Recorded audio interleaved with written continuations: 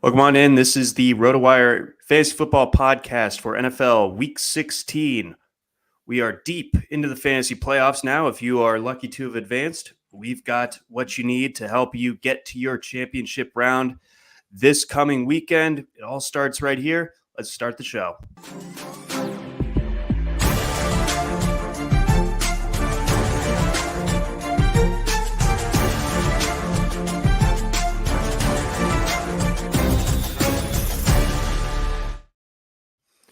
Welcome on in to the RotoWire Fantasy Football Podcast for NFL Week 16.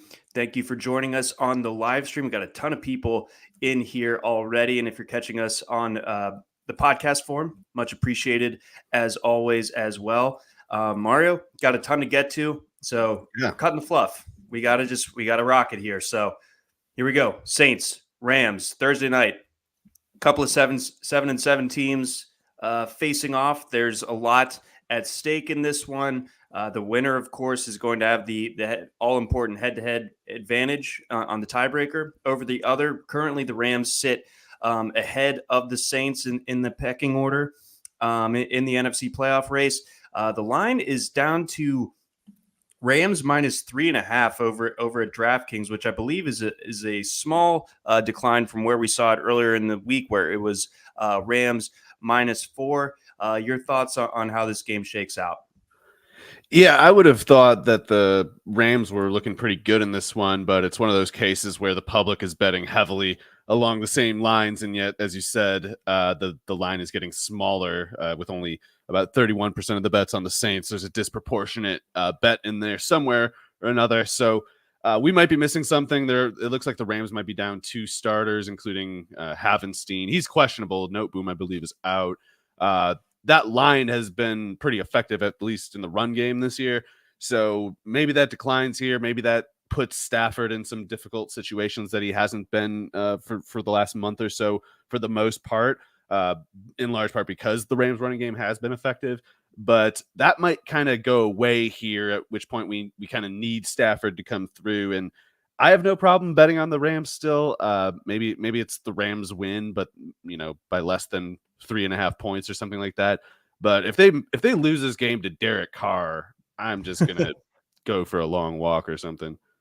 Yeah, I think that's the play. But when it comes to the Saints, they find themselves in better position than they were just a few weeks ago. But it's by virtue and on the strength of beating Tommy DeVito and Bryce Young at home over the last 2 weeks. I think tonight is a much different setup. The stakes are different. I think that the level of competition is just so much higher in this particular setup. The Saints have been okay on the road this year, but I'm not sure that they're going to be able to slow down this Rams passing attack. I have no qualms starting Matthew Stafford this week where I have him. I would take having like a legit top 5 type of option on my roster to not start Stafford tonight, even on the short week. So I'd say it's all systems go for the Rams. Yeah, the Saints have struggled with slot coverage all year too, so I don't know why they would be the team to give Cooper Kupp any trouble, even if Nakua were, somewhat contained. And meanwhile, Carr is he's still awful. I don't care if he had one good game. No, not even in the slightest. All right, let's keep pushing forward onto the Saturday slate. Of course, we do have some more Saturday action. We got a pair of games. On the 23rd, we've got the Bengals going up against the Steelers. Let's see here. Bengals, 1.5 point favorites in this one on the road in Pittsburgh. And, last week I thought was going to be the instance to buy back in on Pittsburgh. They went from being heavy favorites and blowing it against the Patriots and the Cardinals to being underdogs on the road against an Indianapolis team that hadn't been great at home. So I'm like, maybe Pittsburgh digs deep, figures it out here. But Mitchell Trubisky can really undo what has been 15 years worth of like good Mike Tomlin results as an underdog. So we saw there. And then on the Bengals side, took them a while to get going.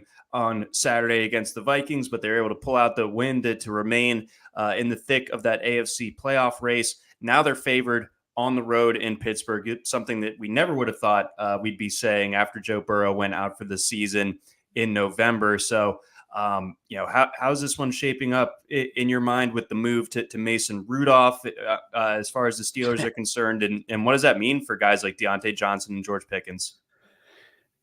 Rudolph is bad, that's for sure. I have trouble believing that he's as bad as Mitch Trubisky, but maybe that's one of those things where, I haven't seen Mason Rudolph recently enough, and I'm like romanticizing Mason Rudolph, memories or something. But Trubisky's just so bad, dude. It's unbelievable how much he sucks.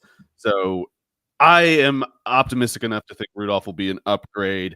I don't know what's going on with George Pickens. It seems like he's got some kind of issue with the team because the whole thing about the blocking, like that's something that it's not that the issue is he's not tough enough or doesn't have the motor or whatever. It's like he chose not to do it. So that kind of stinks. I don't know what's going on there, but that theoretically could be to more of Johnson's fantasy benefit if I don't know if they're going to penalize Pickens somehow. If they do, the catch-22 of that is if you want to make this is a difficult spot for Mike Tomlin, admittedly. If you want to make like a disciplinary point, you make your offense really bad doing it. So good luck with that, I guess. I would take the Bengals if I had to pick a side. That the Steelers, the Tomlin factor, it's still there. The defense is going to show up, but it just seems like there's some trouble in Pittsburgh that they, as great as they are at withstanding, the ups and downs of a season, it's like this seems like a difficult spot that they haven't really been in. Yeah, and with Pickens, I mean that play obviously stands out and has gotten more attention than anyone would have thought this week. But at the same time, like if you go back to George Pickens, like freshman year at Georgia, like all the way up until that play that this past weekend, that dude crushes cornerbacks in the run game as a blocker. Yeah, like he's making a psychotic blocker. Yes. He's making a point, and different debate about like whether he's thinking clearly or has a good idea. I personally support him either way. I don't care. I think, but I'm obviously like hostile to NFL management. So who cares what I think? But it is a problem for the Steelers, and Pickens, if he's smart, if he might have had a kind of calculation in his head. He's like, whatever point he's trying to make, he might be betting on the fact that offense can't withstand the loss of him. So if he's trying to apply pressure, he's maybe better at it than people would want to admit. Even it's like, do you have to cut your nose to spite your face here if you're Tomlin? And it's a tough situation that they don't need. No, absolutely not. And then on the Bengals side, Jamar Chase dealing with that AC joint sprain in his shoulder, was not practicing as of Thursday. This game being on Saturday, that does suck. We don't have a lot of runway left. It did finally look like T. Higgins showed a pulse. So, good for all the teams out there that in best ball that were not qualified, not advancing to the playoffs after wasting a third round pick on Higgins. Then he shows up week 15. Very good. I don't blame him. I think it's so I was kind of joking at one point that what was it? Burrow and Joe Burrow was a Zach Taylor merchant because Jake Browning is putting up similar numbers. But to be serious, there's a definite distinction in that Browning is not pushing the ball downfield. He's getting a lot of yards after the catch. He's averaging about 2 yards lower average depth of target than Burrow did the prior years. So that is bad for Higgins, especially because he can run a little bit, but he's not like in all parts of the field, 10 out of 10 yards after the catch threat like Chase is. Right. No, he's different type of receiver, but he can go up and get it. So feel good about him in this spot. He's going to get probably some more targets. Does this elevate, anyone like a Tyler Boyd? It could. The slot has been an issue for the Steelers. I can't remember if I thought I saw Fitzpatrick getting hurt. Yeah, he might be. So he's out probably. Yeah, the slot has been an issue. They've had like a rotating cast there. The last I looked, they were doing kind of like a committee of this Trenton Thompson guy who I can't remember who he is, and Chandon Sullivan, which to me seems like they're really going through it. I don't think you want to end up with those guys rotating in the slot. So Boyd, I think Boyd's a good player. I think he doesn't fit the offense that great, but what was it, the Texans game the last time where he had a pretty big game when one of those guys was out. So if Boyd can't step up a little bit, it does put the Bengals offense in a little bit of a difficult spot. Bengals offense, yeah. I guess the run game with Chase Brown is kind of interesting, but I don't know if that's enough for like optimism in the face of these other concerns. Would you start Chase Brown in the flex if not for some like clearly better options? Do you think he sees enough snaps to end up being worth it? It's not where you want to end up. Sometimes you just kind of have to play guys like him in circumstances like these, but it's not a durable setup exactly. He took some carries from Mixon, I guess, but I don't know if I would expect that. Even as a Chase Brown fan and kind of like an anti-Mixon truther at this point, I don't know if I would expect Brown to be matching Mixon's carry counts. The passing downs is where Brown has to get it done, and it seems like he's kind of carving out a role, at least like what Samaje Perine had last year, and then whereas Perine's more like a sledgehammer against the blitz, and then a check down guy after that. Brown's more like a legitimate, threat with the ball in his hands down the field, as we saw in that Colts game. So it's not the worst spot. If again, injuries, these things happen, but it's a flimsy like role that he has, and one that's probably somewhat like yards after the catch dependent, which can go up and down.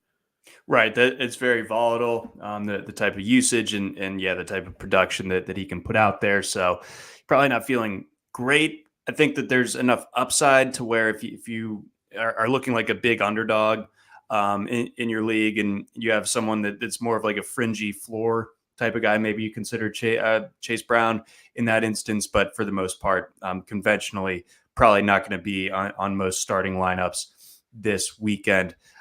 Let's go on to the Saturday night game. We've got the Bills and the Chargers. Boy, the Bills woke up in a hurry, and everyone is kind of all of a sudden, talking about. I think the AFC is so wide open to where it's like, yeah, they could be a legitimate contender. And a month ago we wouldn't have thought so. Maybe even 3 weeks ago we wouldn't have thought so. But they go into Kansas City, pull out the narrow win, and then just blow the doors off of the Cowboys last week. I think to put everyone on notice, they have a soft remaining schedule for the most part, other than the Dolphins, I believe. At the very end of the season, that game will be in Miami, so they don't get the January advantage at home against the Dolphins a little bit later on. But they do get the Chargers this week, and it's enough to where Vegas has them as a double-digit favorite against the Chargers. And the Chargers, they just gave them 63 points to the Raiders, to Aiden O'Connell last week. So I do kind of get it. Yeah, it's bad. I don't think the Bills have figured a whole lot out personally. What the difference was in that Cowboys game was James Cook had a huge game, and that was such a no-show by the Dallas run defense. That was incredible. I mean, sometimes these things happen where a defense can be effective in run defense or whatever capacity over the course of a year, even when it's 12, 13 games, and then sort of have a game where they don't show up, or a game where, in this case, I think it was the Joe Brady basically saw something in the Dallas defense and the way they set up their run defense and thought like, oh, we can beat that. And he turned out to be very right about it. And Dan Quinn, for some reason, could not or would not adjust. Like, just no-show run defense over and over and over and over. And there's something that Dallas needed to do different, more like two-gap stuff, basically. Like, Dallas was prioritizing one-gap disruption and cutting loose so many levels of the defense without actually winning at the point of attack and closing in on pursuit. And Cook was playing in rookie mode, and even if he were able to sustain this level of production, he's not built to take that workload over the course of however much time we have left in the year. So I think that's going to decline. Maybe Joe Brady's got something going here, but the Bills, in my opinion, won't get to where they could go unless they go to a 3-wide offense, basically bench Dawson Knox, start using Dalton Kincaid a good 4 more yards downfield on his targets than they do. That would be, I think, a durable, sustainable offense. But in this case, I guess it's like the Chargers are so weak, it doesn't matter. I think in this case, even the bad idea offense that the Bills have, this 2 tight end, this let's use Gabe Davis in this 4.55 40 as a go route decoy and then clear space for Dawson Knox. That's a crap offense, but against this Chargers team, it'll probably work, if only because Josh Allen will kind of just stomp on them. Yeah, the Chargers have completely given up. I mean, I don't expect them to. Yeah, no, they absolutely should. That was a perfect way, I would say, for the Staley Telesco era. Yes. By the way, you were extremely right about the defense question that one of the listeners had last week, and I think maybe that was technically the most wrong I've ever been about anything in my life. Because I said the Chargers defense because I was like, oh, it's Khalil Mack against Colton Miller's backup. Right. 63 points. Right. 63. But I mean, the first time around, Aiden O'Connell had gotten sacked like 7 or 8 times by that Chargers defense. I mean, it made sense. I thought that going in at the very least, both defenses made sense. I mean, the over-under was 34 or something like that. So theoretically, they both should have been fine. But there was one extremely right and one extremely wrong answer last Thursday night, and I just sort of lucked into that one as far as the Raiders were concerned. I mean, they had held Josh Dobbs and Nick Mullins to 3 points the week prior. I mean, that's not nothing. But yeah, beyond that, you feel comfortable starting any Chargers this week? I'd start Austin Eckler over Chase Brown if that's the scenario we're looking at, but that's it, I think. Yep, it's Palmer. I guess Palmer, you could go. He could get like 10 targets. I guess, I don't know. Yeah, no, he definitely came out strong last week. Obviously, a ton of garbage time, but even still, it seems like with Keenan Allen not being at 100% at this stage of the season, that Palmer, I think, is like a viable enough wide receiver 3 or a flex consideration. We have him exactly as a bottom tier wide receiver 3, wide receiver 36 this week in our rankings. So that's that. Before we get on to the Sunday slate on Christmas Eve, we've got a message from our lovely sponsors. Let's get started with our friends over at Circa. Get ready for the ultimate big game parties at Circa Resort and Casino. Super Sunday is in Las Vegas this year. Watch the big game poolside at Stadium Swim's big game viewing party. Massive screen, booming game sound, and a view of the pyrotechnic and visual effects throughout the game. Snag the best seat in the sun with daybeds, poolside boxes, cabanas, and more, or touchdown at the world's largest sportsbook, Circa Sports, for the Big Game Bash. 3 stories of football glory featuring a 78 million pixel screen.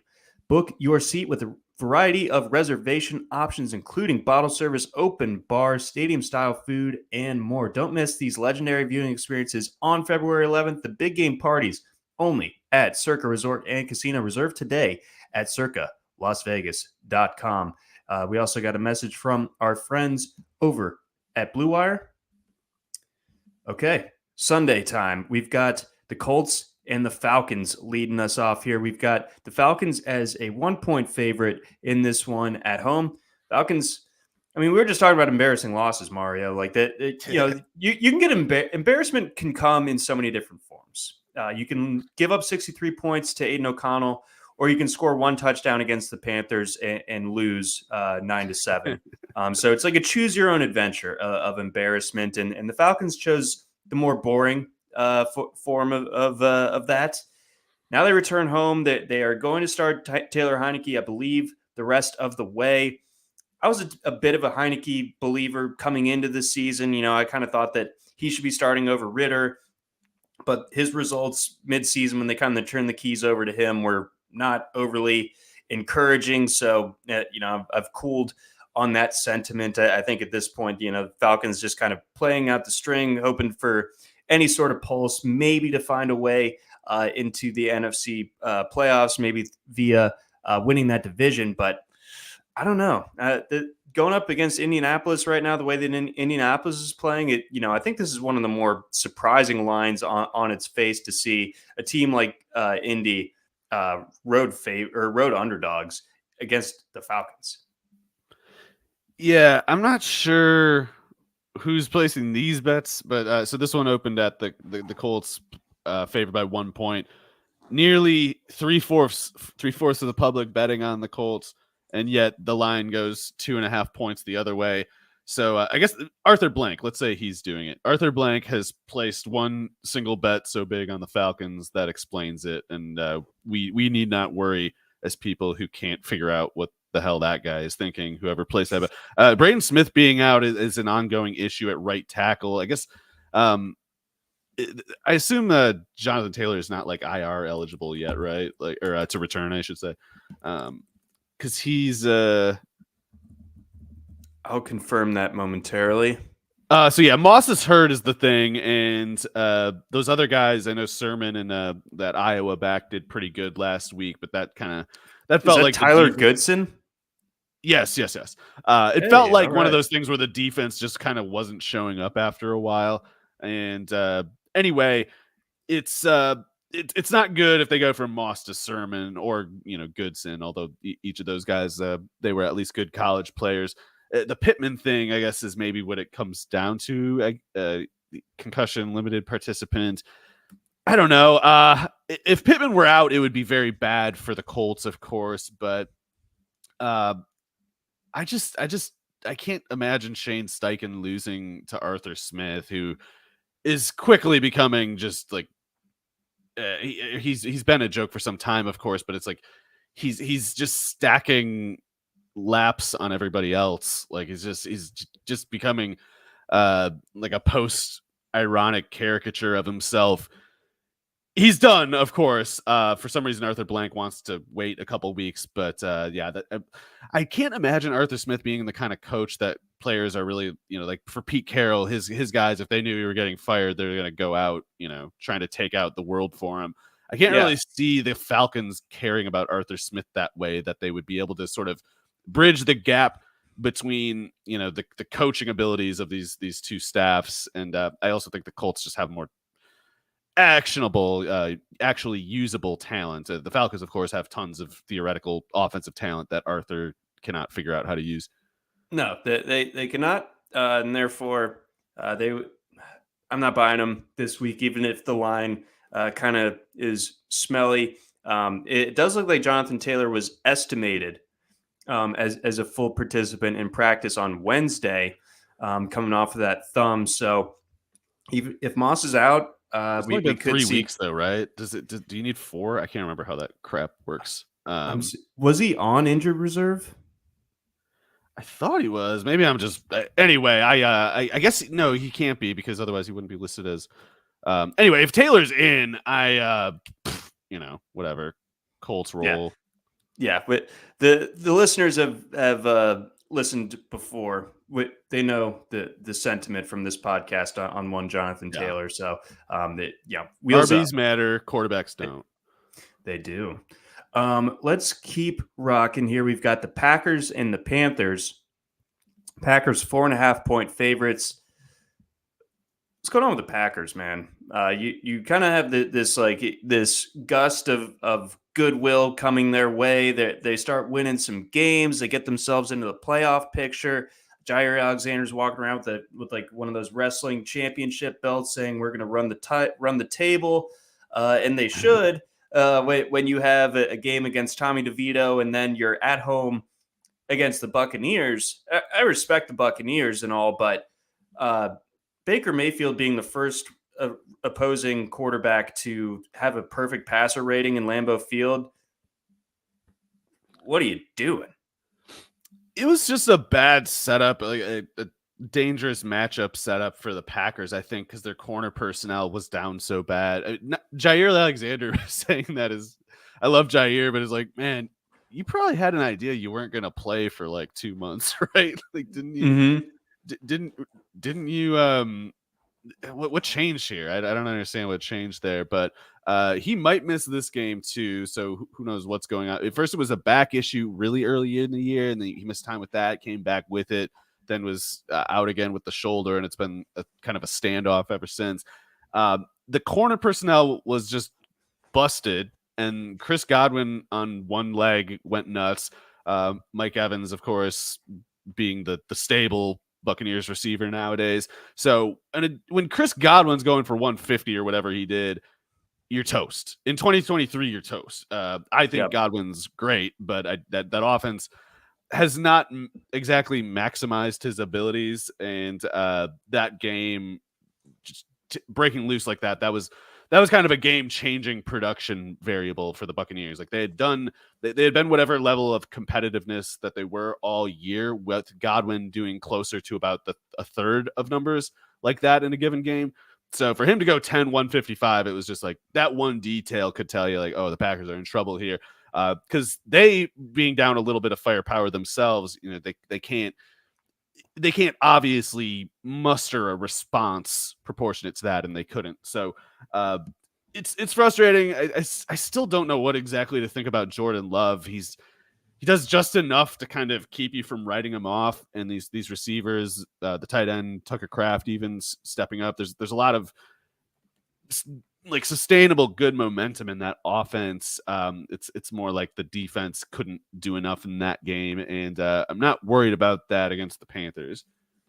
No. So did the Panthers do anything last week to maybe make you change your tune on them, or is pretty much just all Falcons? The defense is tough. That's all they got though, and it's JC Horn coming back was big. That gives them a legitimate plus rep at one corner spot, but Ejiro Evero is pretty much lifting them up, and I think LaFleur is a totally good play caller. I think he's one of the best play callers, actually. So while I fear a defensive coordinator like Evero Ejiro, I don't know if I don't know if it's enough on its own to kind of just get a win here. I am a little worried for Jordan Love. I don't know how great his processing is. Like his processing might be pretty good. It's actually his accuracy that seems a bigger issue to me. But he'll need to be smart in this game. He can't go assuming everything is as it appears before the snap. No, exactly. Especially like you said with Giro Vero dialing things up the way that he does. So tricky spot here potentially for the Packers. I expect them to win, but as to whether I expect them to cover, I'm going to stop a little bit. We need Jaden Reed in. I don't know if he's expected to miss any time, but he was not practicing Wednesday with a toe thing. So even if he does play, probably not at 100%. The toe for a receiver, that's a tough thing to play through at 100%. Let's keep going here. We've got next up a pretty interesting game here. We got the Browns and the Texans. We unfortunately have some quarterback injuries on both sides. It's kind of starting to sound like Stroud not going to play in this one. He was held out again from practice on Wednesday. So seems like it's going to be the Case Keenum show once again. And then on the Browns side, I think Flacco, I don't think that there's quite as much concern as to his status, but he was dealing with a calf injury on Wednesday that made him a limited participant. Yeah, Texans are just really beat up right now. We don't know if they're going to have Will Anderson, Shaq Mason's missing practice now. So when they're not even, the Texans anymore, it becomes especially difficult to evaluate it. I would, Brown's got to probably roll here. It could get out of hand, actually. What's his name? Who's the? I thought it was going to be Davis. What's his name? Who was the actual quarterback? That was Keenum. Keenum. Okay, yeah. I was like, I can't tell if I'm losing it. I'm thinking of Case Keenum in 2023 for some reason. That's bad. Yeah, Browns should be able to kind of, by a variety of ways, move the ball. Flacco has to keep it together, of course. Those corners are playing good. Stingley's the real deal. But the Browns just have so much ability to dictate the script of this game that I think they can pretty consistently keep Houston in difficult spots. And what do you make of these Browns pass catchers? With Flacco, like are they suddenly kind of like elevated in your mind? Like we've Yeah. seen some of the best games of Njoku's career, and certainly some of the best games of Amari Cooper's season with Flacco back there. They're throwing like 25 more passes per game than they were with PJ Walker and Dorian Thompson-Robinson. So you don't even really need much assurance on the efficiency level of Flacco. That usage, that pass attempt volume is major currency. It's a stable usage for those receivers. And I guess 2 weeks ago it was Harrison Bryant poached quite a bit. I'd like to think we don't need to keep seeing him. Njoku really was always due for a huge season for years now, for like 5 years now. So it's cool to see him get an extended shot, in my opinion. And Cooper is still playing at a very high level, of course. I don't know what to make of Elijah Moore exactly. He can, I think, still turn for the better or worse in the long term. But Tillman, I don't expect a whole lot of personally. It seems like they're making him get a lot of like a dirty work too. Yeah, I like Tillman for the future. I think he's big, physical. I think he could turn into something, but nothing particularly on our radar for fantasy for the rest of this season. But just looking ahead to next year, a late round, round 17 type of dart potentially. On the Houston side, just kind of rounding things out, Houston, being as banged up as they were able to win in Tennessee. No small feat last week. That they are home now, but they're pretty much equally banged up this time around. Nico Collins not looking great for this one. Is there any kind of like tertiary options like your Noah Browns or Robert Woods, Xavier Hutchinsons of the world that might be worth a look, as like a deep cut for DFS or anything like that? Well, they're giving all the slot looks to Noah Brown, and certainly last week, Case Keenum could not push the ball downfield at all. But I don't know. I think Greg Newsome, if he's in the slot, I have a lot of trouble seeing Noah Brown do anything against certainly man coverage. And I feel like this could get out of hand. I guess Devin Singletary is all that the Texans have on offense that they can really try to build on. And that can only take you so far over the course of the game. So maybe close first half, but I just feel like the Browns have too much more firepower, basically. Yeah, I think so too. And the defense is nastier and healthier in this particular spot. Let's keep going. We've got the Lions and the Vikings. We've got the Lions checking in as 3-point favorites in this one on the road. So were you impressed at all with how Minnesota was able to fight last week in Cincinnati? Yeah, I don't know. I mean, they were juiced a little bit by Addison having a really big game, and I'm a big Addison fan, so it's not like It's not like I can't believe he would do that, but I don't know if they can bank on that return every time. I think you can bank on the Mullins interceptions pretty much every time. That guy was an interception machine even at Southern Mississippi. He's got like, the gunslinger mindset, but not the gunslinger tools. So he kind of takes shots that he shouldn't, and that's just who he is. So they're interesting. They're not a pushover team like a lot of teams down to their I guess you'd call it quarterback 3 would understandably kind of fall off a cliff, and they haven't. So that's good to see. I still think their defense gets by pretty much on a bunch of blitz bluffs and kind of just banking on the quarterback getting spooked by it. But I guess Goff, even at home, has given us some reasons for concern along that line. I know he had a big game last week, but I don't know. Broncos have just a bad defense, and this defense of the Vikings, maybe it's kind of smoke and mirrors, but it's gotten a decent amount of results. So Goff could blow it despite throwing 5 touchdowns last week. It doesn't change who he is, So if we have two quarterbacks that are liable to kind of screw over their own offenses, then the defensive question gets more concerning for the Lions too, because I don't think their defense is better than the Vikings. I like Aaron Glenn, but those corners can't play really, and they don't have a pass rush. It's like Hutchinson's just kind of on his own as far as that goes. So Right. it's a pretty dangerous spot for the Lions. But if they can keep the receivers in front of those corners, both Jacobs and Sutton can definitely get their hands on something from Mullins. Yeah, I do have some concern about the interceptions if I'm backing the Vikings here, but Either one. I mean, Goff can goof it. He can do it. Yeah, I think I'm just going down with the ship. I'm a Lions doubter. Put me out there. Put me on. I think this makes you a hater. Yeah. Yeah, I guess so. I mean, like I was on the Broncos last week. That's bad. But maybe the Broncos just really are frauds, and I totally fell for it. But I don't think that the Lions crushing them really proves a whole lot. No, not at all.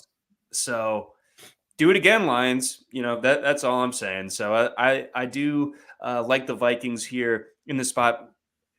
Ty Chandler impressive to you? I feel like he's running pretty well. It was an easy matchup, and it was a good game. But I mean, he's a limited player, and I am pretty confident that defenses will realize he can run about 3 plays well, and kind of stuff him as he's got good hands as a pass catcher. He won't drop passes, and he'll if there's open space, he's of course fast and can take it. But I don't think he'll ever be able to find space if it's not directly created in front of him. It's funny how that seemingly every year the Vikings for the last 5 or 6 years. We've had to rely on a Vikings backup running back to save our fantasy season. Going back to Mike Boone? Yeah. There's the famous Mike He's Boone played game. for 6 teams, so I can't even remember. But yeah. It is a good usage spot for Chandler if Madison remains out, which he wasn't practicing. Is that a high ankle that he got? Anyway, if Madison's out, then the problem here, even though you still like Chandler as a flex player, whatever, the Lions have been tough against the run. They don't really do a whole lot else on defense, but they are that much. Mm-hmm. Well said. Let's keep going here. We've got the Jets and the Commanders. Game of the week. Yes, you definitely. could argue if you're a totally insane person. Jets 3-point favorites in this one. Commanders looks like they're going to stick with Howell. I think is the last that we've heard there. Although he obviously didn't finish the game last week. We saw some Jacoby Brissett enter the game, but Howell in a pretty decent spot last week against the Rams goes 11 for 26 for 102 yards. Throws the pick. I mean, it was ugly from him. And I know that you've kind of pointed out that even for fantasy, or even with the fantasy concessions being made, Howell is a bit of a rough watch a lot of the time that this year. That certainly bore out to be the case last week in LA. Going up against the Jets, I mean, it doesn't feel like it gets a whole lot easier in this instance, especially, on the road in the elements. Yeah, I guess. Sorry, is it supposed to be bad weather there? Is it raining? It's just Jersey in late December. Okay. So the one thing is, it is possible that the Rams were a uniquely difficult matchup for Howell, and the style of offense that he and Washington have run. It's kind of like a spinning your wheels, staying in place kind of passing game, just doing it a lot, not really going too far. And the Rams. Maybe I should have anticipated this. Because they are a money ball corner rotation. It's like they categorically can't be very ambitious with their coverage. Like they can't let those guys end up too far downfield all that often, and they're at their best when they are not taken there. If they're at their worst downfield, they're at their best underneath. Howell has no vertical game. That's so bizarre too. It's like he's at North Carolina, he was chucking it downfield all the time, like too much, basically. And in this offense, he's only checking down, which is, I think, the most direct reason why Terry McLaurin has been such a disappointment. Like Terry McLaurin is going to get that double team, and you got to be able to hit him downfield after he gets a little space to break out of it. And it seems like Howell just kind of looks quick, not there, checking down to Samuel. I'm checking down to somebody, checking down to a running back. And the Rams are comfortable in that area of the field. Where they're most comfortable. So in a way, if the Jets take certain risks that the Rams didn't and expose certain parts of the field, Howell might get there better than he did last week, because the Rams just basically were like, we don't believe you. We're just going to sit here. We don't believe you.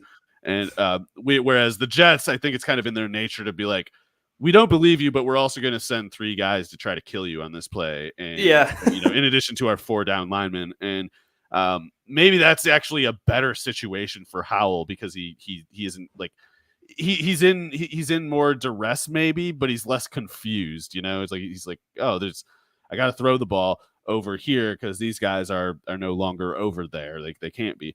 But it is a bad setup either way. Howell, he's in his second year. He's not that old. He's got time to improve, but he needs to get a lot better before he sees the field again. And right now he basically can't play. Yeah. But I mean, they're going to send him out there anyway. Seems like, so, that take that for what you will for fantasy purposes. I thoroughly enjoyed the weeks in which Sam Howell found his way into my best ball starting lineups this year. Yeah. I thank him sincerely for those, but I'm not expecting a single one of those the rest of the way each of these last 3 games.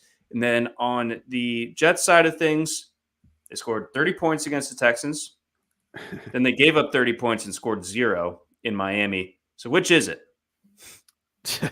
Is it somewhere in the middle? Did they score exactly 15 points this week? I don't know. It might mean that we're back to 30-0, them winning.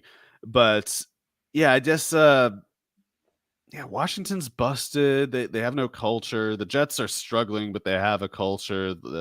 Zach Wilson is not one of the good components of it, of course, but man, what a ridiculous quarterback depth chart they have.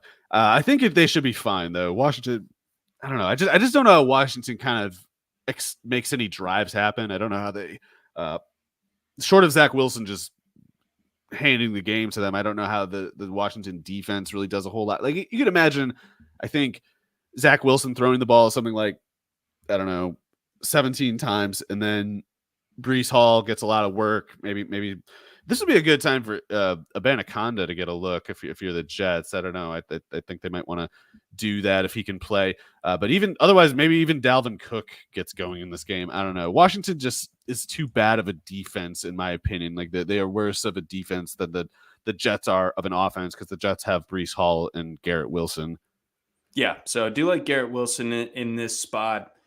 It's been a slog for him all year, but I feel like he deserves like a gold star for being like a still pretty solid receiver for fantasy, despite having to play with Zach Wilson and Tim Boyle all year. Yeah, Breece Hall too. I mean, I know it didn't happen last week, but it's going to happen this week. Okay, I can see that as well. Yeah, that Washington's defense is it's bad. It's really bad. Before we get on over to our next game, we've got a couple more messages here. We've got a message from our friends over at OddsR. Are you ready to revolutionize your sports betting approach?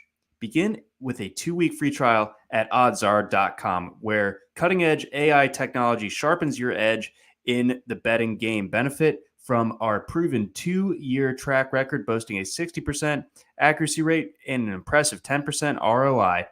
The OddsR AI meticulously sifts through extensive data to reveal the high-value, green-value plays, guiding you towards smarter betting decisions. And it's not just about the numbers. The OddsR app is exceptionally user-friendly, crafted to be your go-to betting advisor right at your fingertips. Jumpstart your journey to betting smarter and more successfully. Simply visit the iOS or Google Play Store, download the OddsR app, and step into a world of confident betting. Your path to a more strategic betting experience starts with our 2-week free trial. Download today, where smart strategy triumphs over luck. And we also got a message from our friends over at Splash Sports. RotoWire is proud to partner with Splash Sports for the 2023 fantasy football season. Splash Sports empowers gaming commissioners to earn by creating contests. Commissioners can set up contests at their style, and enjoy the evolving Splash Sports platform for customized preferences. From daily to season-long contests, Splash Sports caters to various playing styles such as pickaxe, DFS, and traditional Survivor. And unlike traditional sports books, Splash Sports pits you against friends and family, not the house. Splash goes beyond betting, a space where friends can connect, strategize, and share in the excitement of sports. RotoWire will be running weekly DFS tiers contests on Splash Sports all season. Can you beat the RotoWire experts? Visit rotowire.com/splash to enter today. All right, we are getting on over Hey, to John. Yes. Real quick, Jamar Chase ruled out. Ruled out officially. So Yeah. that I feel like if you were going to start Browning, maybe you reconsider. But Yeah. would you do Browning or Kyler in Chicago? Right? Kyler, Isn't that an Kyler, insane Kyler. question? I go with Kyler. Yeah. Okay. All right. Not that I feel great about it. Clearly, I don't. It's what a world. What a world. I think Jake Browning being like kind of awesome and Joe Flacco being kind of awesome John, is yes. What do we always say? Quarterbacks don't matter. They don't. That's true. That's true. This year, beautiful proof of that. Joe Flacco was just hanging out on the couch. It's somewhere in New Jersey like a month ago, and look at him now. He's like I'm like the most scared of the Browns of any of the AFC. When will teams stop giving big contracts to quarterbacks? Daniel Jones costs 160 times what Joe Flacco does, and look what that got the Giants. Quarterbacks don't matter. Preposterous. I mean, come on. I mean, the Browns looking like geniuses by extension. Why would you saddle yourself to Daniel Jones for even 1 year when you can just have Joe Flacco for like a couple months? Anywho, onward. We've got the Titans. We've got the Seahawks. I guess this is a game of potential QBs don't matter because I believe quarterbacks on both sides of this one are dinged up. The spread in this game, we've got the Titans as 2.5-point underdogs. I was, pretty shocked at what we saw on Monday night. I think that it's going to be worthwhile a deeper discussion on Philadelphia as we get to their game a little bit later on in the show. Geno Smith is off the injury report. But with what Drew Lock did on Monday night, do they keep with him? I'm not totally sure. And then on the other side, Will Levis got bent pretty badly in that Texans loss. So unsure if he's going to be ready to go in this one. Yeah, it sucks for Levis. I do think Tannehill's probably the better player right now if he's healthy, but who knows? Who knows if it matters either. Drew Lock versus Geno, I think it's definitely Geno, in my opinion. If he's able to play, I guess I don't have any sense at all of where he is in his recovery or whatever. But Lock is always just too much of a wild card. Geno Smith, he's not a world-beating quarterback, but he gives you some stability that Lock just kind of, at this point anyway, doesn't really have. But I think you like the Seahawks I like the Seahawks either way. I think their defense is a little weird. It's like it's not perfectly balanced, but they're showing up against the run. They got some pass rushers. Having Leonard Williams in that front four, the over the guard, the center, that's a pretty big deal. They got two edge rushers who are kind of popping, even though they don't have even though Nwosu's been out for most of the year. Darrell Taylor and what's his name? Boye Mafe, they're doing pretty good. So I think the Seahawks are a legitimately tough team. They're obviously, again, not world beaters, but they're a tough team for most teams, whereas I think the Titans are only tough for some teams, and I don't know if the Seahawks are one of them. Like specifically, the corners for the Titans cannot cover DK Metcalf in particular, and those corners I think are just going to kind of carry too much stress in this game for the Titans defense to hold up. Even if it's Drew Lock, in my opinion, I think the Titans are kind of in a difficult spot on defense. One of my favorite little takeaways from Monday night's game, Drew Lock likes to get out there and block. You notice that?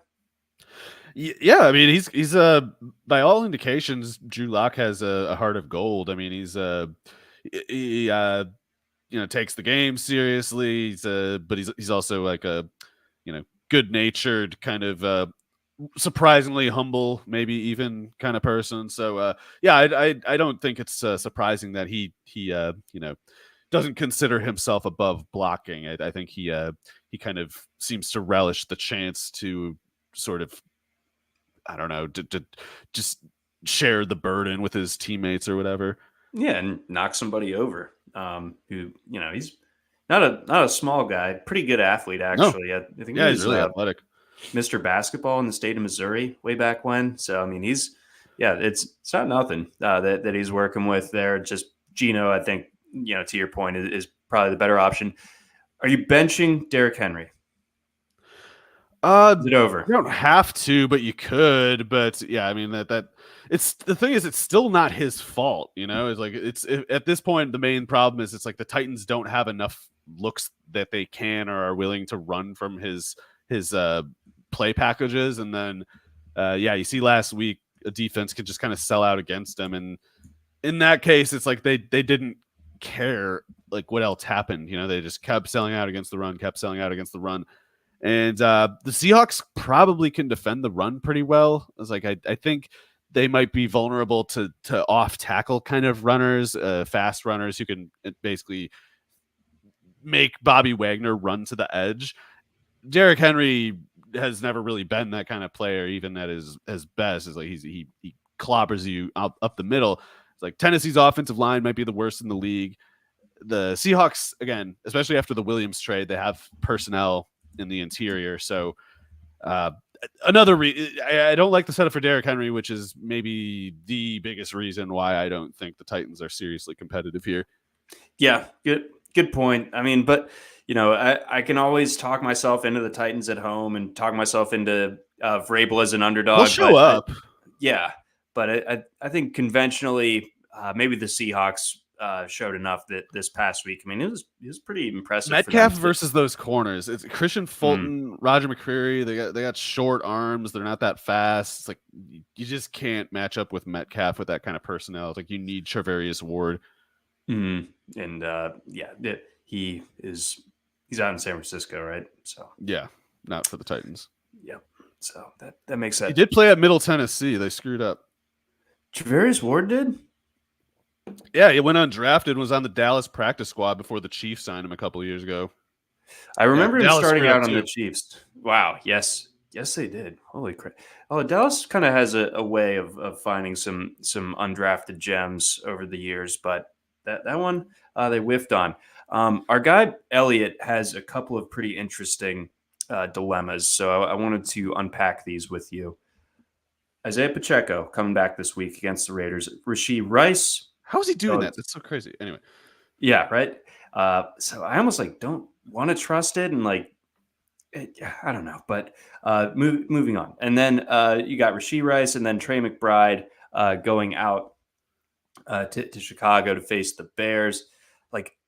I want to find a way to start McBride almost regardless. Excuse me. Yeah, he's rolling. It's crazy. This is a tough one. It's a sorry. What's that last name? Oh, thank you so much. Oh, yeah. Yeah, I don't know that one. You don't see that too much. What could that possibly mean? Yeah. Chicago's been pretty tough against tight ends. I know that McBride is in a category right now where it's like he's not even a tight end. He's just like the Cardinals offense. Yeah. And that is a point to keep in mind. Man, I don't know. I'd have trouble benching either of Pacheco or Rice, though. I mean, I think if I was going to bench one, man, I wish I knew more about this Pacheco. Did he get assist removed? How do you come back in 1 week from a shoulder surgery? The shoulder's cleanup, all full of crap, and it must hurt to cut it open. Okay, maybe Rice and McBride, but it's tough. I don't know. Rice and McBride. Final answer. That one is definitely breaking my brain, but I think the tiebreaker is Pacheco being the one coming off the injury, and Rice is, for lack of a better word, cooking in his own right. as well. And then Stafford or Baker. This one, I mean, we have them as 10 and 11, so like it's a legit coin flip. I'm not going to say which is which, but Baker coming off the awesome game, so you're buying a little bit high. Also has a little bit more of a rest advantage going to that game, whereas Stafford going to be at home, but shorter rest window going up against probably a tougher defense, whereas Baker gets, the Jaguars.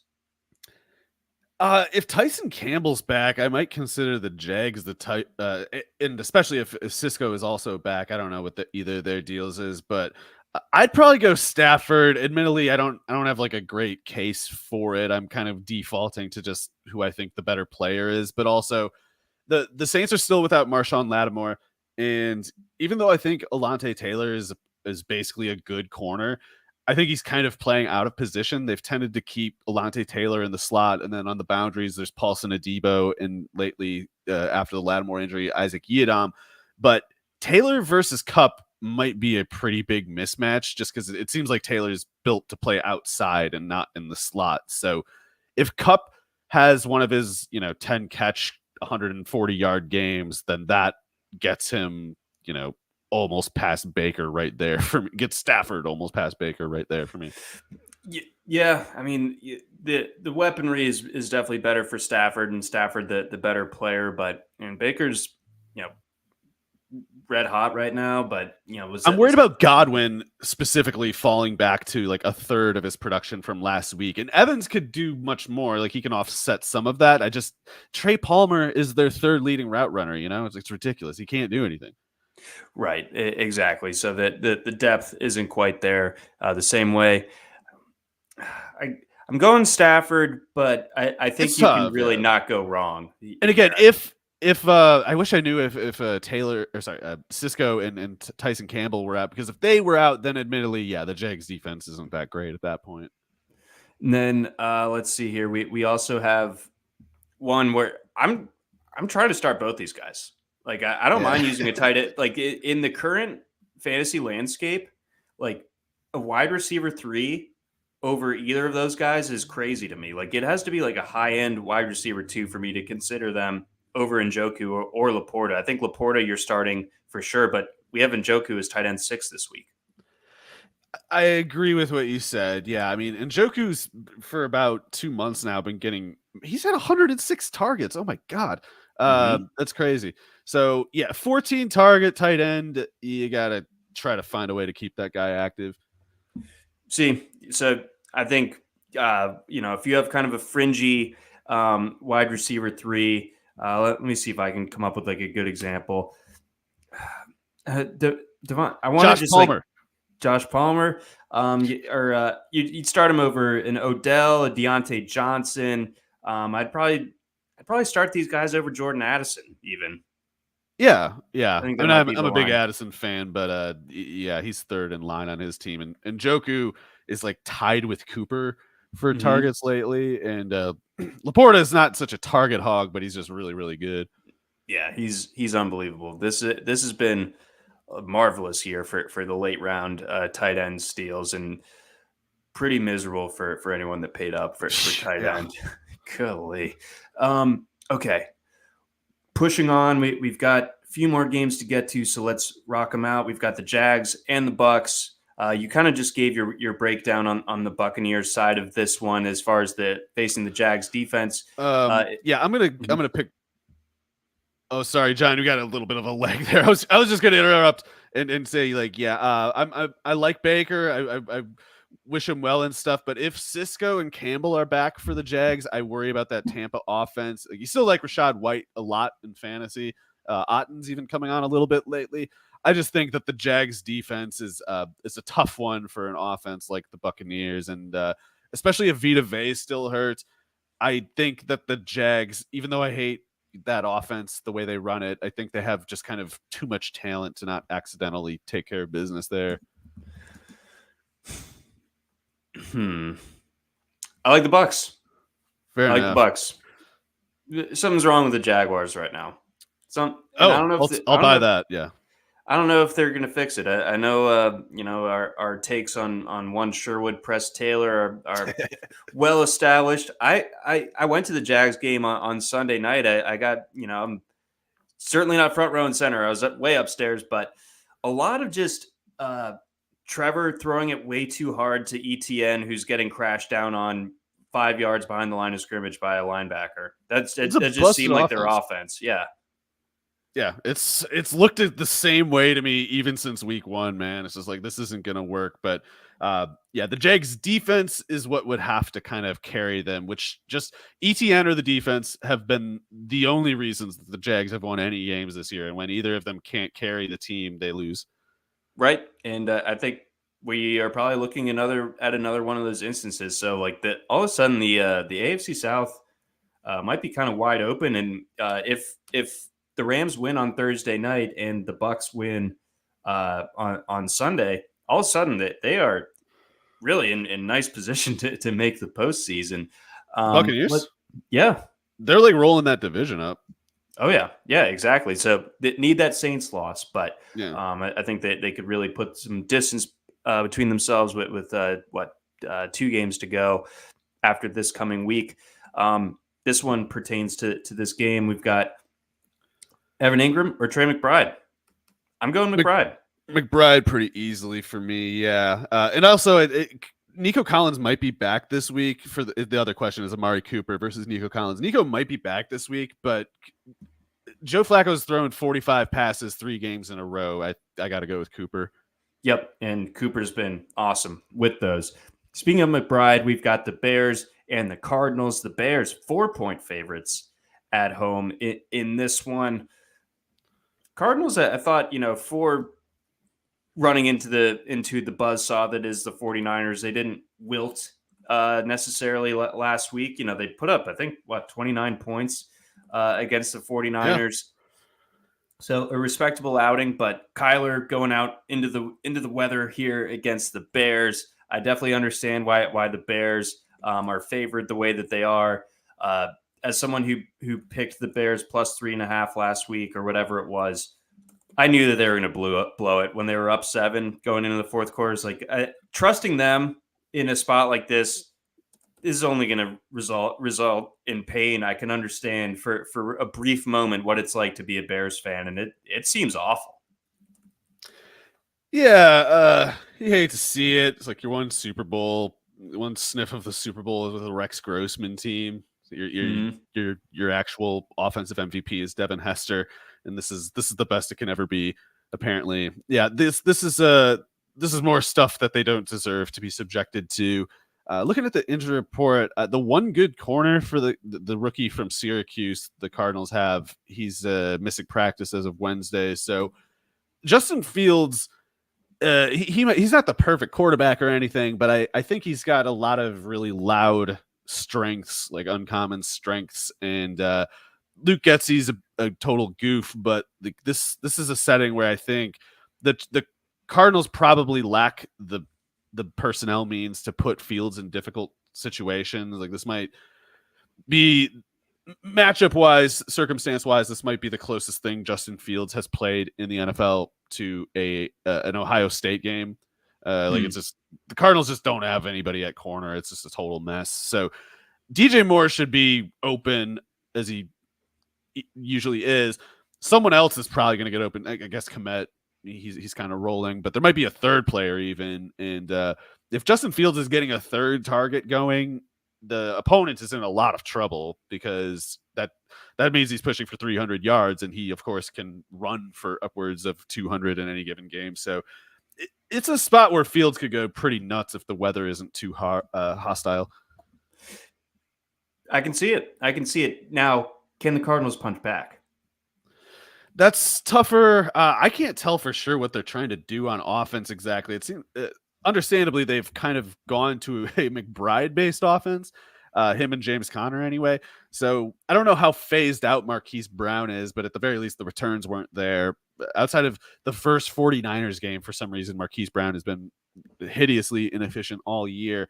So the McBride-Conner offense, I guess that's kind of weather durable, isn't it? Like that's Mhm. like that'll travel in the winter pretty well, but it's not the starting point you really aim for. And the Bears have been pretty tough against the run this year, so I take the Bears to win. I don't know how much I expect the Cardinals to match jabs with them, but I will say I like Kyler. I don't think Kyler's bad. I think it's more like it's just kind of a difficult situation. There's a lot of disruption and having to try to like build an offense on the fly in a season that you're returning from an injury like that with a new coaching staff, et cetera, et cetera. A lot of personnel turnover too at receiver. So it's a difficult spot for our traveling Kyler in this one. Yeah, no question about that. A lot of stuff working against the Cards in that spot. Let's go to the Fraud Bowl. Cowboys Dolphins. Who's the fraud?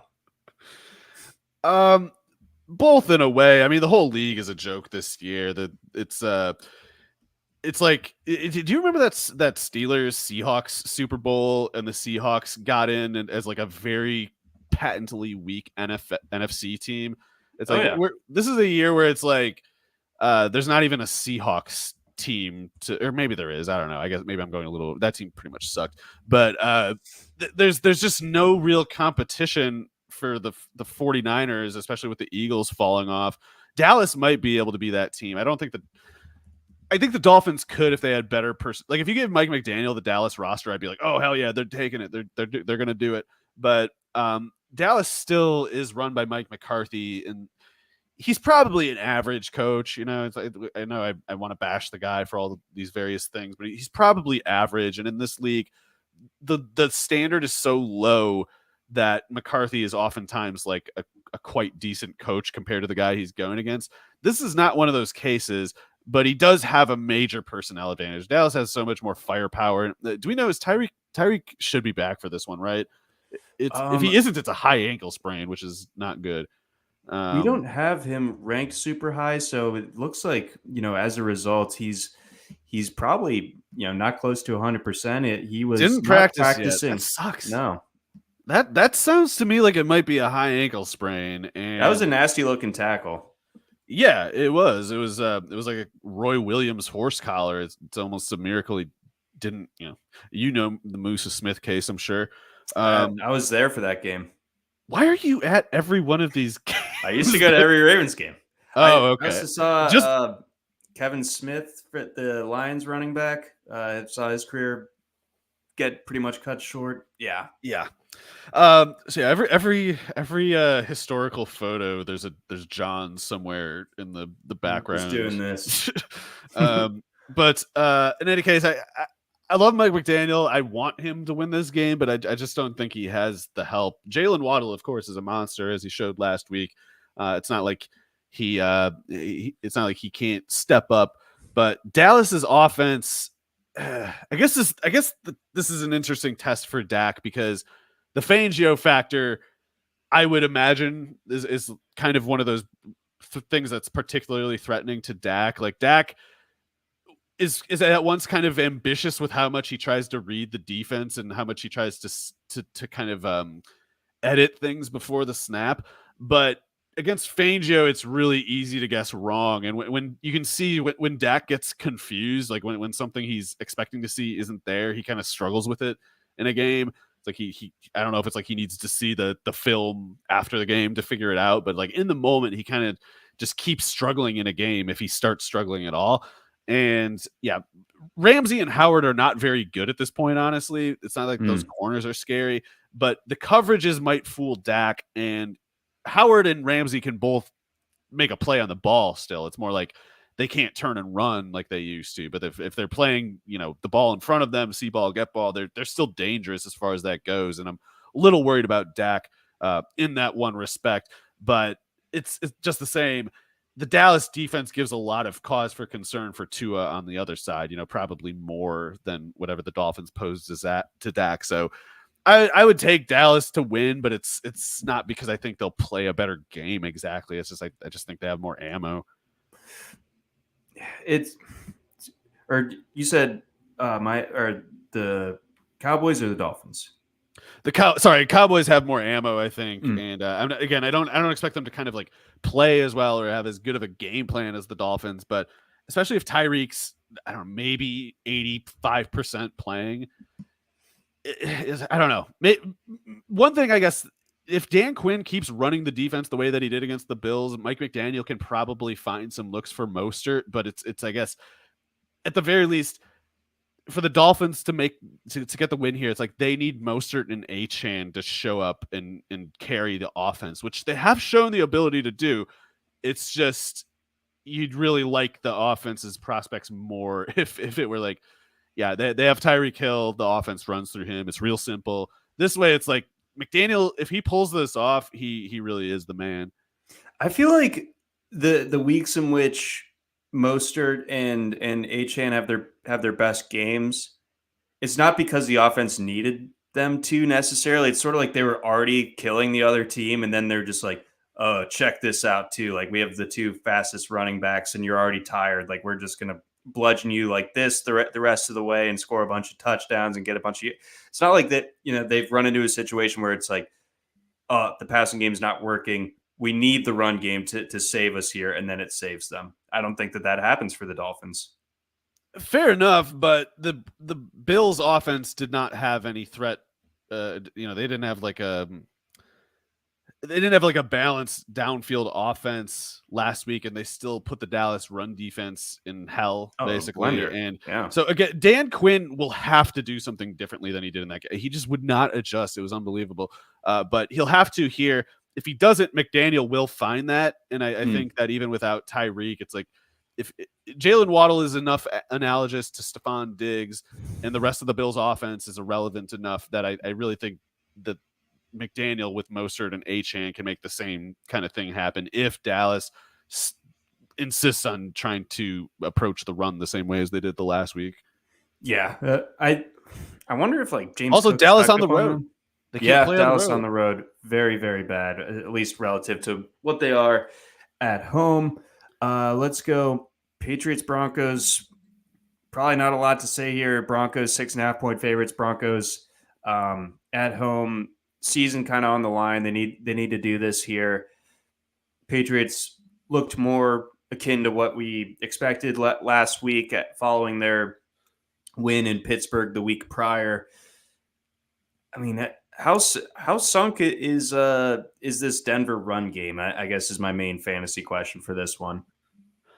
Well, in this matchup, it's pretty bleak because the Patriots have just been really good against the run all year. So I think that the problem with the Broncos run game, or at least Javonte Williams' issue, is just that they're running an offense that's just built to give cover to Russell Wilson. Like, it's not so much that it's like, how do we threaten the field? How do we find openings for our guys? It's more like, how do we protect Russell Wilson so that he doesn't end up looking like he did in 2022? And the way you do that is by running a lot to a predictable extent, running a lot without any sort of pass threat that you play off of it to jar the defense loose. It's just the field just keeps constricting on them more and more and more every week. And the Broncos offense, as it has been all year, but as we're seeing with more clarity now, it's all about getting about 40 yards away from the end zone and throwing it up at Cortland Sutton and praying to God that it lands in his area.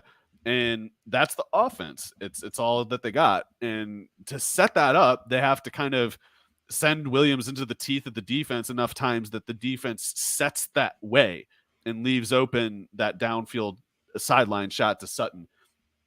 It's bleak. I think Williams is doing a good enough job, but he's short yard touchdown dependent. PPR catch dependent.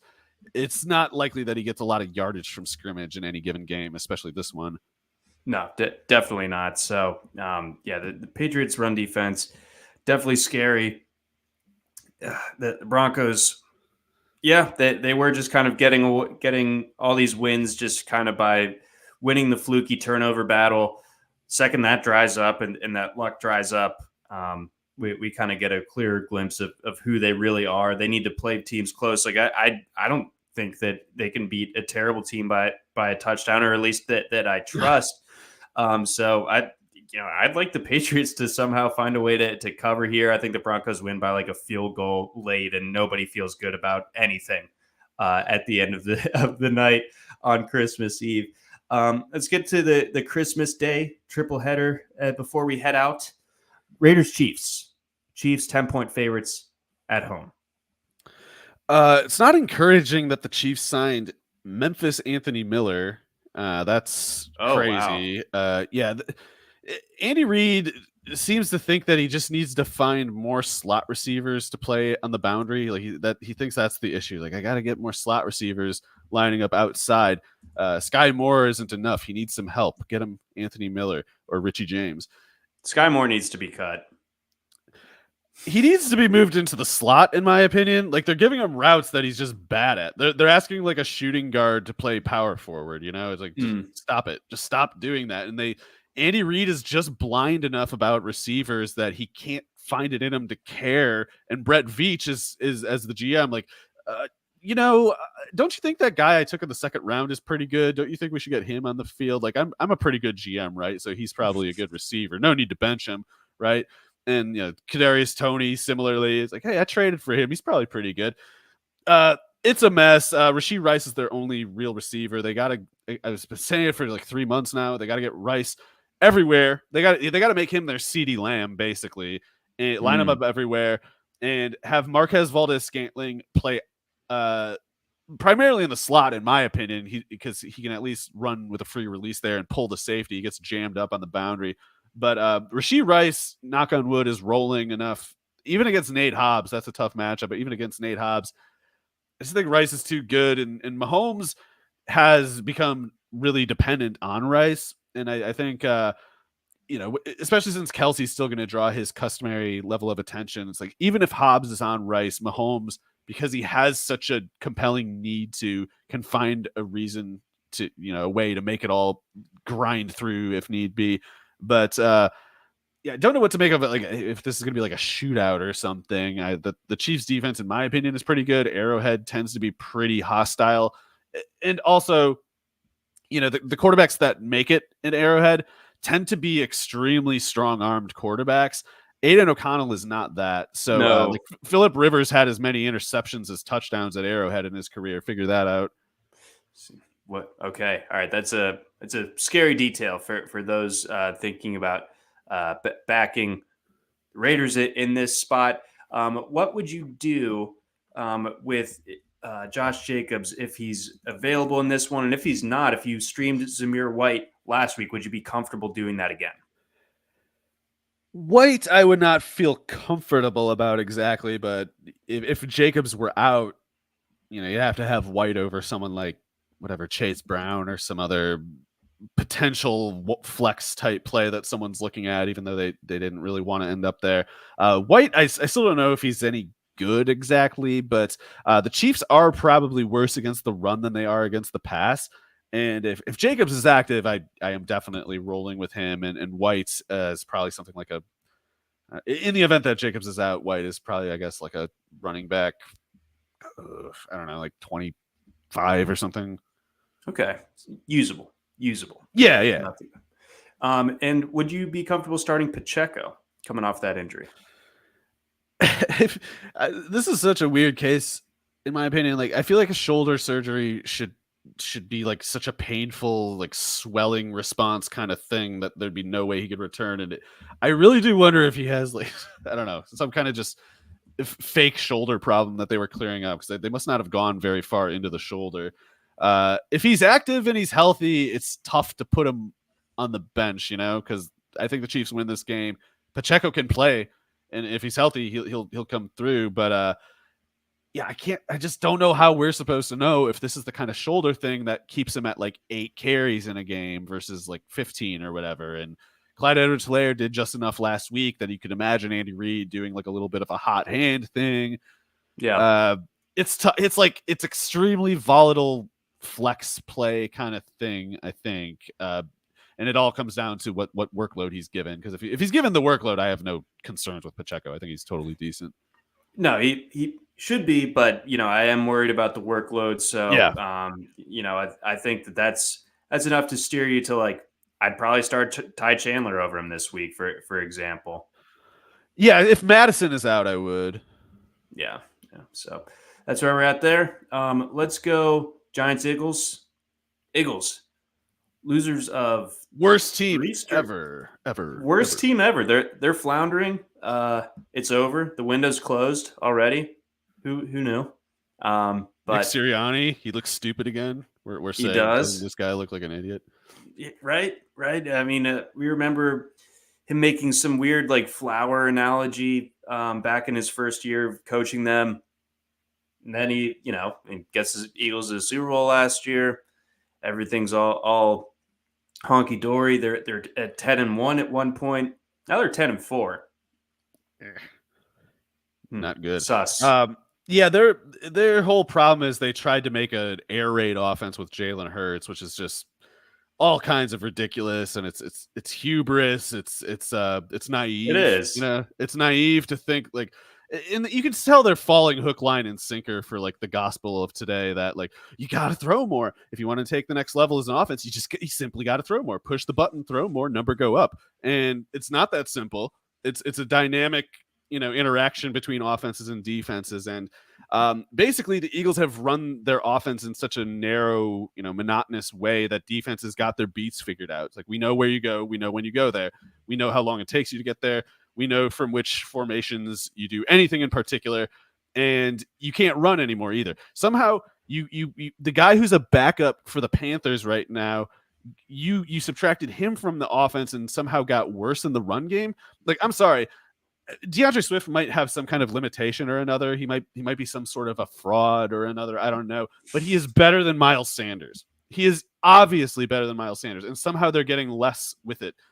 That's a failure to take it seriously enough, in my opinion. They did not care about running the ball, and it shows, and Hurts is unfairly left with the bag. I mean, it's not his fault. He's not supposed to be throwing 30-plus passes per game. You're supposed to run it 10 times, throw it 25 to 30 times, and let a running back pick up pretty much the rest of that slack. And when you run on offense that way, the defense gets spread thinner, and A.J. Brown becomes completely unstoppable up to a 12 target per game kind of thing. But they just were basically like, well, what if we just throw it 40 times? The number will just keep going up. No, it's not how it works. Too many conditional statements that go into it. When Jalen Hurts, basically made himself a legitimate NFL quarterback prospect, he was throwing fewer than 25 passes a game still at Oklahoma. He was just lethally efficient with those attempts. Great at some things, and then there's other things that he's just not very good at, and the Eagles were just simply decided, let's have him do those things too, or let's do the few things that he does do well so often that the defense knows for sure when we're doing anything in particular. Yep. So it's a mess there in Philly. Like I don't know if they might just take out their frustrations on the Giants for all we know that this week. Yeah, they're still a good team. They're still good, but they're not as good as they should be, and they're not as good as they were last year. No. So, I mean, I still, regardless of what happens the rest of the way, I still think I like the Cowboys over them, and I definitely like the Niners over them. And it wouldn't completely shock me if they blew it against the Buccaneers, if that ended up happening. That would be bleak, but you're right. It's a non-zero possibility for sure. Thank you. Those are my favorite kind.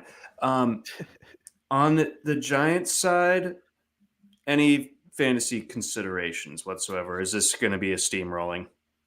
The Slay situation is worth monitoring, I guess. If he's out, that's just kind of bad corner personnel that they're rolling out, and I guess I'd take someone like Slayton or Hyatt. I guess could do something, and even Wandale. I guess like the slot's been a problem too. So. I think the Eagles win by quite a bit, but I don't know. 11.5 kind of feels as if they're expecting the Giants to not score any points, and I don't know if I expect that exactly. I just expect the Eagles to be safe. I don't know if I expect them to be 2 touchdowns safe. Yeah, I don't either. I think the Giants keep pushing. Last week was kind of inevitable, I guess, for them to come back to earth, but I could see them being plucky in this spot on Christmas Day. Let's finish it out. Ravens, Niners. The Ravens losing Keaton Mitchell was a real lose the battle, win the war type of thing. But maybe I'm misusing that. But either way, that's bad. They have no speed left in their backfield other than Lamar. I do think that Lamar might run a little bit more as a result of this. I mean, he did run for almost 100 yards last week. I think he ran for like 70 something against the Rams the week prior. But yeah, there's no speed in that backfield anymore. So, I mean, it's going to be tough for Baltimore to do what it normally does out here. But, you know, they've been good as underdogs under Lamar. I just think the Niners are just too damn good right now. I think the Niners win by touchdown plus. Touchdown plus.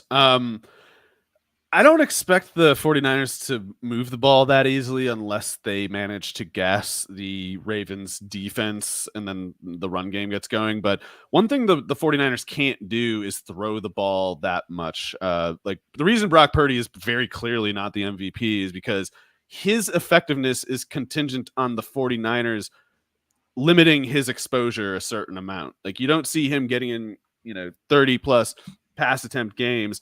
You see him throwing like 25 to 27 times, and it's always like he completes 20 of them. And that means the detail there is basically like the same lesson as the Eagles offense, only Shanahan actually knows the right way to do it, which is you get the defense spread out thin such that, and then find like an allocation of usage such that all the outputs are like maximum efficiency. Like he's just finding that like equilibrium where it's like all the outputs are maximum efficiency.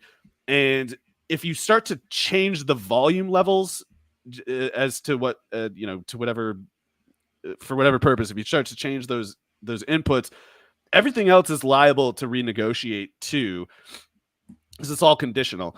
And if, in other words, if Purdy starts throwing like 35 plus times, then he gets put in these situations that he was not put in previously and that don't turn out as good as they previously did. So I think the 49ers need to stay on the run game, and that's not the best thing to have to do when you're playing the Ravens. So I think the 49ers got to play it careful actually on offense, which I don't know how much that would lend to like the big play production that they've become accustomed to. The Ravens have a lot of legitimate strengths at the points that are legitimate strengths for the 49ers. The Ravens can challenge the 49ers on offense in ways that pretty much no defense the 49ers have seen this year can. So right. I think I expect like a lower scoring kind of game. And I guess we'll see. I mean, it's tough for me to think through Lamar versus that defense, but I am worried for Lamar because Eric DaCosta did not get the assemblage of talent that he should have on this team, and it's a difficult spot for Lamar now. It's tough, but if they can beat this 49ers defense, it's the same key as everybody. You got to be able to get three corners on the field, and you got to get one of Lenore or Ambry Thomas in single coverage, and you have to make them pay for it because Odell, I guess, could lose Trevarius Ward in single coverage, but if he can't play 40 snaps, that's only going to get you so far. Zay Flowers is just like a wide receiver 2 type, and Odell is playing about that much. Like he's trending up as far as the snaps go. I saw your tweets a couple weeks ago. I keep an eye on these things. He's pretty much getting there. Last awesome. week it was a weird game plan. Yeah. I thought weird game. I don't think the Ravens played all that well. I thought the Jags just played terrible. Yeah. Lamar did. It was amazing to be there in person for the magic show that was Lamar escaping Smoot's sack and then getting hit, throwing that deep pass to Likely, which was a perfect spiral. Oh yeah.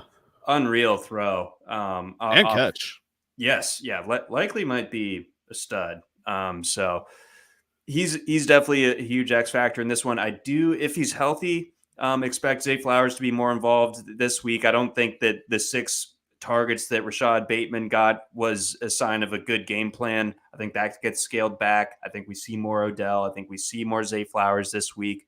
But Baltimore's kind of monochromatic, unable to run the ball in traditional ways. Then I think that they end up being in trouble. So I like the Niners to get this one done. And I think conventionally, as far as like your fantasy lineup decisions are concerned, you start your Niners as you normally would. And I think for the Ravens, I think you'd start Lamar still. I think you'd start Likely, and maybe Gus is a flex, maybe Odell is a flex, but that's as deep as I'd go.